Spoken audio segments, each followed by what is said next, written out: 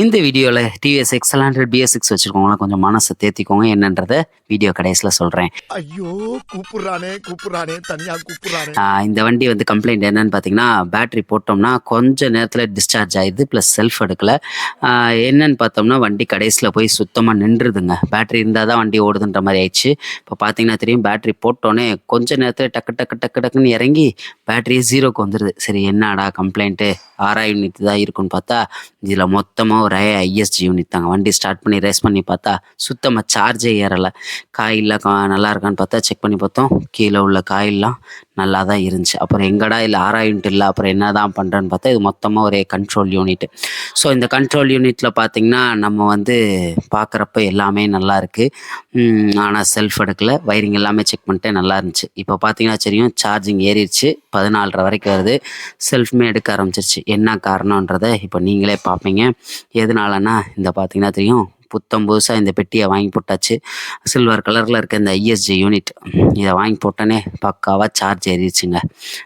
செல்ஃபுமே எடுக்க ஆரம்பிச்சிருச்சு. அப்போ என்னதான் கம்ப்ளைண்ட்டுன்னு இப்போ உங்களுக்கு தெரிஞ்சிருக்கும். இந்த செடிமேக்கில் வரக்கூடிய இந்த ஐஎஸ்ஜி யூனிட்டை பார்க்குறப்ப தெரியுங்களா, இது அப்படியே கொஞ்சம் பின்னாடி திருப்பி கொஞ்சம் ஊற்று பார்த்தீங்கன்னா தெரியும் உங்களுக்கே.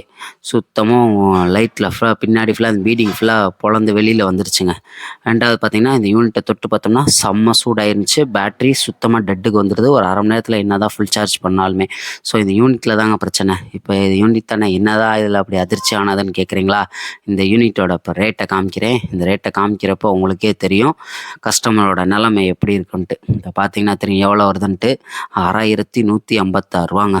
இந்த ரேட்டை கேட்குறப்ப நமக்கே கொஞ்சம் இதாக இருந்துச்சு. இவ்வளோன்னா நம்ம கஷ்டப்பட்டு கண்டுபிடிச்சி இதுக்கு ஒரு லேபரை போட்டால் எவ்வளோ வந்து நிற்கும்னு உங்களுக்கே தெரியும். ஸோ அதை கஸ்டமர்கிட்ட புரிய வைக்கிறதுக்குள்ளே ரொம்ப இதாகி போச்சு. சுத்தமாக வண்டி ஓடாட்டினாலும் பரவாயில்ல, ஒரு சார்ஜிங்க்கு செல்ஃபுக்கு மட்டும் இவ்வளோன்றப்ப ரொம்ப மன உளைச்சலுக்கு ஆயிடுறாங்க கஸ்டமரு.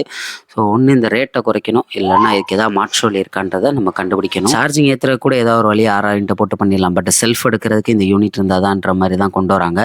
நீங்களே ஏதாவது ஒரு புது விதமான கண்டுபிடிப்புகள் இருந்தால் சொல்லுங்கள். ஏன்னா இது இல்லாமல் ஒரு செல்ஃப் எடுக்க வைக்கும்ல, பட் சார்ஜிங் ஏறுறதுக்கு நிறையா வழி பண்ணிடலாம் 6000 போட்டு. பட் செல்ஃப் எடுக்கிறதுக்கு இந்த யூனிட் இருந்தால் தான் முடியும். இதோட கஸ்டமரோட நிலைமை என்ற அடுத்து இந்த செல்ஃப் எடுக்கலைனாலும் இந்த யூனிட்லேயும் பிரச்சனை வரும், காயிலையும் பிரச்சனை வரும். இதையெல்லாம் கண்டுபிடிச்சி கரெக்டாக நம்ம மாற்றணுங்க.